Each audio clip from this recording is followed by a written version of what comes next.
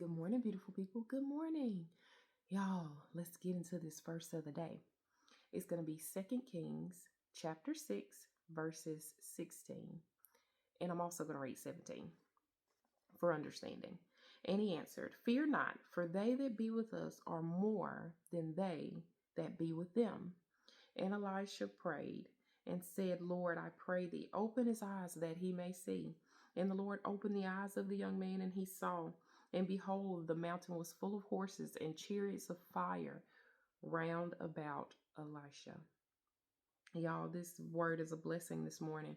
This is where the servant had ran out of the camp early on, and he had saw that they were surrounded by horses and chariots and a great host, meaning there were many, many people there to slaughter them.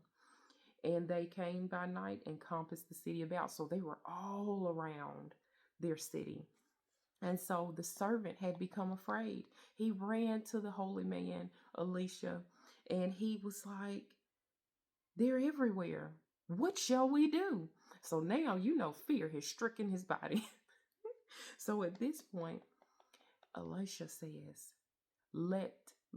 let him see, so that he can see that there is more with us than there are with them. It doesn't matter how many of the host are out there.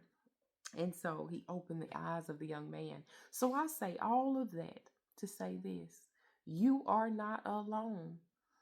Pray. The Lord answers prayer. He hears our prayers. He hears us.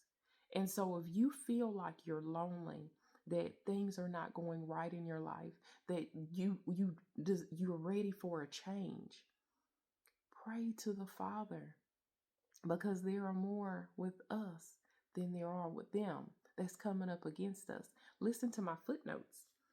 So Elisha's servant was no longer afraid when he saw God's mighty heavenly army. Faith reveals that God is doing more for his people than we can ever realize through our sight alone. When you face difficulties that seem insurmountable, remember that the spiritual resources are there, even if you can't see them. Look through the eyes of faith and let God show you his resources. If you don't see God working in your life, the problem may be your spiritual eyesight, not God's power. Y'all, put it in the Lord's hand. Meet him today. Spend some time with him today and answer the call of Jesus Christ. Y'all have a blessed one.